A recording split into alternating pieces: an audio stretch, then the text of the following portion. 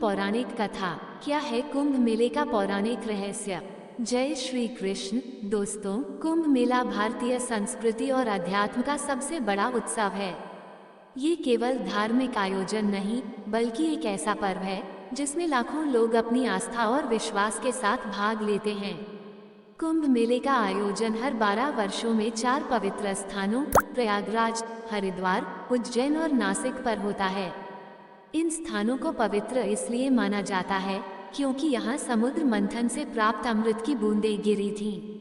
कुंभ मेले की कथा का संबंध समुद्र मंथन से है, तो आइए जानते हैं क्या है कुंभ मेले का पौराणिक रहस्य। कुंभ मेला इतना विशाल और भव्य होता है कि अंतरिक्ष से भी देखा जा सकता है। लेकिन हमारे मन में यह सवाल जरूर उठता है कि यह इतना विशाल, भव्य और प्राचीन आयोजन आखिर कहाँ से शुरू हुआ होगा और इसके पीछे का इतिहास क्या है। क्या इसका उल्लेख भारतीय वेदों, पुराणों और धर्म ग्रंथों में मिलता है या फिर इसके पीछे कोई और गहरी और रहस्यमय कहानी छिपी है? और सबसे रोचक और आश्चर्य वाली बात यह है कि कुंभ के शाही स्नान का पहला अधिकार केवल नागा साधुओं को दिया जाता है, जबकि अन्य साधु संतों को उनके बाद स्नान करने का अवसर मिलता है। इस विशेष परंपरा के पीछे एक अद्भुत इतिहास छिपा है जो नागा साधुओं को इतना विशिष्ट और सम्माननीय बनाता है। महाकुंभ का आयोजन प्रयागराज के त्रिवेणी संगम पर होता है, जहां गंगा, यमुना और सरस्वती नदियों का संगम माना जाता है। लेकिन यहाँ केवल गंगा और यमुना ही दिखाई देती हैं। आखिर सरस्वती नदी क्यों नहीं दिखाई देती? तो क्या कलयुग में सरस्वती नदी अदृश्य हो गई? ये केवल एक धार्मिक मान्यता है या इसके पीछे कोई गहरा धार्मिक रहस्य या वैज्ञानिक रहस्य छिपा हुआ है? और प्रयागराज में स्थित अक्षयवट, जिसे अमर वृक्ष माना जाता है, जो सृष्टि के विकास और प्रलय का साक्षी रहा है, इसके पीछे का इतिहास और महत्व क्या है? 2025 के महाकुंभ में भारत के 13 प्रमुख अखाड़े हिस्सा लेने वाले हैं। अखाड़ों का इतिहास और उनका महत्व क्या है? इन सभी सवालों का जवाब और महाकुंभ के अनसुने रहस्यों को जानने के लिए हमारे साथ अंत तक जुड़े रहिए, क्योंकि यह केवल एक मेला नहीं, बल्कि आस्था, विश्वास और संस्कृति का संगम है। प्राचीन ग्रंथों में कुंभ मेले का स्पष्ट उल्लेख नहीं मिलता, फिर भी इसे भारत का सबसे बड़ा तीर्थ माना जाता है। यही नहीं, इसे यूनेस्को ने मानवता की सांस्कृतिक विरासत की सूची में भी शामिल किया है, जो इसकी ऐतिहासिक और सांस्कृतिक महत्व को दर्शाता है। कुंभ संस्कृत का ऐसा शब्द है जिसका अर्थ होता है कलश या घड़ा। लेकिन अब सवाल यह उठता है कि अगर कुंभ केवल पानी का घड़ा है, तो यह इतना बड़ा और विश्व विख्यात त्योहार कैसे बन गया? दोस्तों, इस वीडियो में हम आपको महाकुंभ के आरंभ से लेकर अभी तक की पूरी यात्रा के बारे में बताएंगे।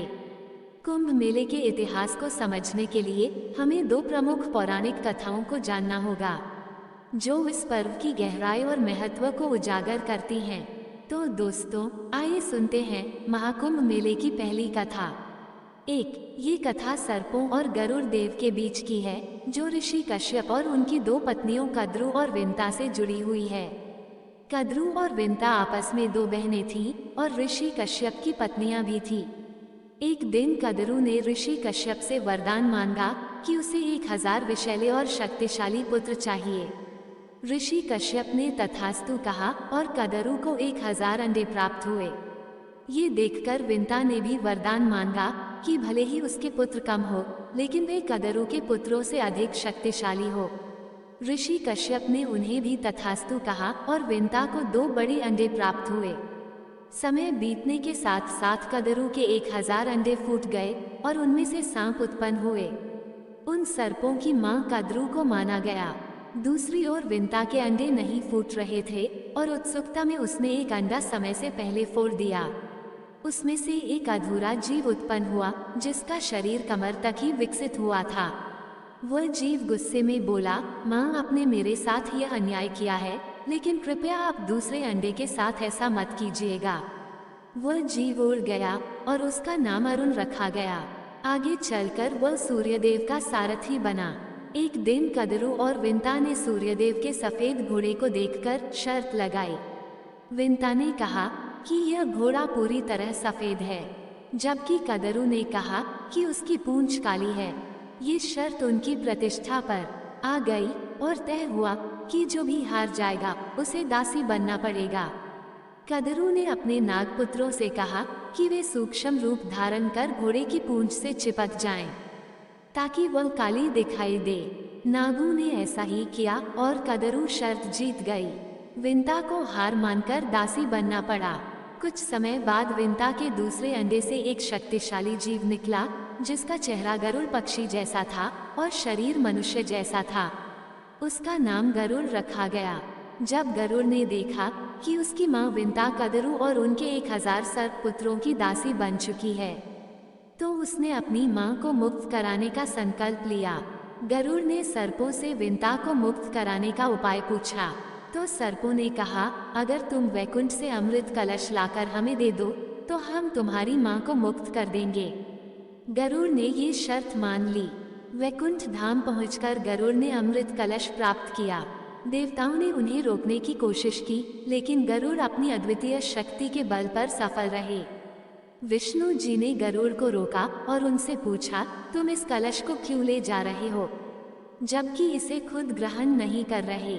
गरुड़ ने अपनी मां को मुक्त कराने की व्यथा सुनाई। विष्णु जी ने गरुड़ से कहा, अगर मैं तुम्हें ये कलश ले जाने दूं, तो तुम हमेशा के लिए मेरे वाहन बनोगे। गरुड़ ने इस शर्त को स्वीकार कर लिया। गरुड़ ने अमृत कलश सर्पों के पास पहुंचाया, लेकिन विष्णु जी ने अपनी मायावी शक्ति से अमृत कलश को वहां से गायब कर दिया। गरुड़ ने अपनी मां को दास्ता से मुक्त कराया। इस यात्रा के दौरान गरुड़ पर इंद्र ने कई बार हमला किया, लेकिन वे असफल रहे। अमृत कलश से अमृत की कुछ बूंदें हरिद्वार, प्रयागराज, उज्जैन और नासिक पर गिरी। यही कारण है कि इन 4 पवित्र स्थलों पर कुंभ मेले का आयोजन होता है। महाकुंभ से जुड़ी सबसे लोकप्रिय दूसरी कथा है समुद्र मंथन की, जिसे देवताओं और असुरों के बीच हुआ एक महान प्रयास माना जाता है। 2.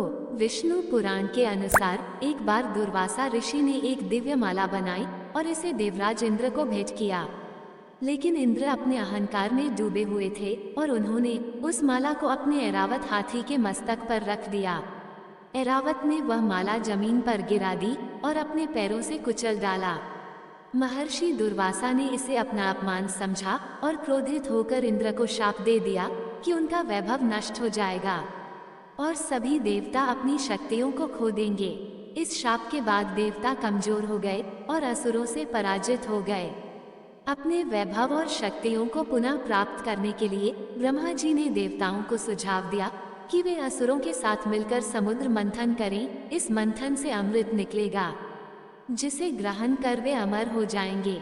ये बात जब देवताओं ने असुरों के राजा बलि को बताई, तो वे भी समुद्र मंथन के लिए तैयार हो गए। वासुकी नाग की नीति बनाई गई और मंदराचल पर्वत की सहायता से सावन के महीने में ही समुद्र मंथन किया गया। अमृत का कुंभ यानी कलश मिलते ही असुरों और देवों में युद्ध हो गया। वामन पुराण के अनुसार आचार्य बृहस्पति ने इंद्र के पुत्र जयंत को संकेत दिया कि वह अमृत कुंभ लेकर भाग जाए। दैत्य अमृत कुंभ के लिए उसका पीछा 12 दिन तक करते रहे, जो कि 12 वर्षों के बराबर था, क्योंकि उस समय पृथ्वी का 1 वर्ष देवताओं के 1 दिन के बराबर था। युद्ध के समय अमृत कुंभ से त्रिलोक के 12 स्थानों पर अमृत की बूंदें गिरी। इनमें से 8 स्थान देवलोक में और 4 स्थान पृथ्वीलोक पर स्थित हैं। हरिद्वार, प्रयागराज, उज्जैन और नासिक यही वो पवित्र स्थान हैं जहां अमृत की बूंदों के कारण कुंभ मेले का आयोजन शुरू हुआ। लेकिन कहानी का सबसे महत्वपूर्ण हिस्सा, जिसे जानना आपके लिए बेहद जरूरी है, अभी बाकी है। श्रीमद् भागवत पुराण के अनुसार कुंभ का जो विवरण है, उसके अनुसार सागर से समुद्र मंथन में 14 रत्न निकले थे, जिनमें सबसे पहले हलाहल या कालकूट विष निकला था। इस विष की ज्वाला इतनी तीव्र थी कि सभी देवता और दानव इससे जलने लगे थे। तब भगवान शिव ने देवता, दानव और समस्त सृष्टि की रक्षा के लिए विष को खुद पी लिया था। विष की तीव्र जलन के कारण शिवजी का कंठ नीला पड़ गया था, इसलिए शिवजी का एक नाम नीलकंठ पड़ गया। विष की ज्वाला को कम करने के लिए सभी देवताओं और दानवों ने शिवजी को शीतल जल चढ़ाया। इसके बाद उनके शरीर का ताप और जलन कम हुआ। यही कारण है कि सावन में शिवजी का जलाभिषेक किया जाता है। ऐसा कहा जाता है कि जब शिवजी ने समुद्र मंथन से निकले हलाहल विष को ग्रहण किया तो उसकी कुछ बूंदें धरती पर गिर गई। जिन घास की पत्तियों पर यह बूंदें गिरी उन्हें सांप ने चाट लिया, जिससे सांप की जीभ बीच से कट गई। वहीं कुछ विष की बूंदों को बिच्छू और अन्य विषैले जीवों ने भी ग्रहण कर लिया। इसी कारण ये जीव जहरीले हो गए। इसके बाद कामधेनु गाय, उच्चे, शुवा घोड़ा, ऐरावत हाथी, कौस्तुभ मणि, कल्प वृक्ष, अप्सरा रंभा, माता लक्ष्मी, वारुणी, चंद्रमा, पांचजन्य शंख, पारिजात वृक्ष, शारंग धनुष, अमृत कलश अर्थात अमृत कुंभ निकला, जिसे विश्व मोहिनी बनकर भगवान विष्णु ने देवताओं को पिला दिया। इसकी बूंदें हरिद्वार की गंगा नदी, प्रयागराज के त्रिवेणी संगम, गंगा, यमुना और सरस्वती, उज्जैन की क्षिप्रा नदी और नासिक की गोदावरी नदी में गिरी। जहां अमृत की बूंदें गिरी वहां कुंभ मेले का आयोजन शुरू हुआ। प्रयागराज में जहां महाकुंभ का आयोजन होता है वहां गंगा और यमुना का संगम तो साफ देखा जा सकता है, लेकिन सरस्वती नदी दिखाई नहीं देती, फिर भी इसे त्रिवेणी संगम कहा जाता है। तो दोस्तों, अब हम इस सवाल का जवाब जानेंगे कि सरस्वती नदी अदृश्य क्यों हो गई। इसके पीछे की वजह जानने के लिए हमें इतिहास और पौराणिक कथाओं में झांकना होगा। महाभारत के शल्य पर्व में सरस्वती नाम से नदियों का उल्लेख मिलता है। श्रीमद् भागवत पुराण में सरस्वती नदी के प्रवाह और उसके स्थानांतरण की एक रोचक कथा का वर्णन है। पुराणों के अनुसार प्राचीन काल में सरस्वती नदी स्वर्ण भूमि में बहा करती थी। कालांतर में इस भूमि का नाम स्वर्ण राष्ट्र हो गया और धीरे धीरे ये सौराष्ट्र कहलाने लगा। उस समय सौराष्ट्र का क्षेत्र प्राचीन मारवाड़ तक फैला हुआ था और सरस्वती नदी इसी भूमि से प्रवाहित होती थी। यहाँ नित्य सरस्वती की पूजा और अर्चना होती थी, लेकिन समय के साथ इस प्रदेश के लोग यवनों के संपर्क में आ गए और उनके आचार विचार को अपनाने लगे। इससे दुखी होकर सरस्वती जी ने ब्रह्मा जी से अनुमति मांगी और मारवाड़ एवं सौराष्ट्र छोड़कर प्रयाग में आकर वास करने लगी। कहा जाता है कि सरस्वती के यहाँ से चले जाने के बाद ये समृद्ध भूमि धीरे धीरे मरुस्थल में बदल गई और यही मरुस्थल आज राजस्थान के नाम से जाना जाता है। हाल ही में जैसलमेर जिले के मोहनगढ़ में बोरवेल की खुदाई के दौरान अचानक पानी का सैलाब बाहर निकल आया। पानी का प्रेशर इतना ज्यादा था कि लोग इसे देखकर अचंभित रह गए। अब इस घटना को लेकर चर्चा तेज हो गई है। क्या ये प्राचीन सरस्वती नदी का पानी है? क्योंकि इतिहास के अनुसार सरस्वती नदी जो लुप्त हो गई थी उसका रूट यहीं से होकर गुजरता था। ऋग्वेद में सरस्वती नदी को अनवकवती के रूप में वर्णित किया गया है। इसे समृद्धि और जल की देवी के रूप में पूजा जाता था। ऋग्वेद में बताया गया है कि सरस्वती नदी यमुना के पूर्व और सतलुज के पश्चिम में प्रवाहित होती थी। महाभारत में इस नदी को कई नामों से जाना गया है। सरस्वती नदी मरुस्थल में सूख गई थी। महाभारत के विवरणों में भी इसके विलुप्त होने का वर्णन है। यही वह नदी थी जिसके किनारे ब्रह्मावर्त और कुरुक्षेत्र जैसे प्राचीन स्थल बसे हुए थे। महाभारत में ये भी उल्लेख मिलता है कि बलराम ने द्वारका से मथुरा तक की यात्रा सरस्वती नदी के माध्यम से की थी। इसके अलावा यादवों के पार्थिव अवशेषों को इसी नदी में प्रवाहित किया गया था। इन विवरणों से यह स्पष्ट होता है कि सरस्वती एक विशाल और महत्वपूर्ण नदी थी, जो न केवल धार्मिक और सांस्कृतिक महत्व रखती थी, बल्कि यातायात और परिवहन के लिए भी उपयोगी थी। वैदिक काल में एक और नदी का उल्लेख मिलता है जिसे दृशद्वती कहा जाता था। ये सरस्वती नदी की सहायक नदी थी और हरियाणा से होकर बहती थी। समय के साथ जब भीषण भूकंप आए और हरियाणा तथा राजस्थान की धरती के नीचे से पहाड़ ऊपर उठे, तो नदियों का बहाव बदल गया और दृशद्वती नदी ने अपनी दिशा बदल ली।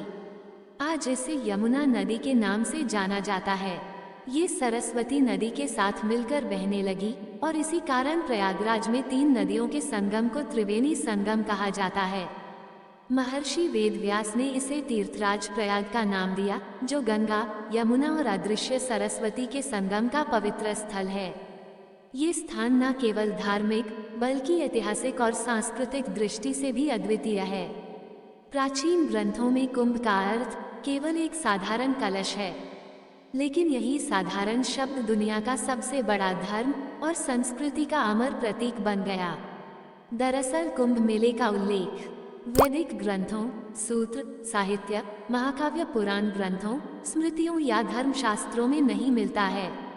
ऐतिहासिक किताबों में इसे माघ मेला या प्रयाग स्नान के नाम से जाना जाता है।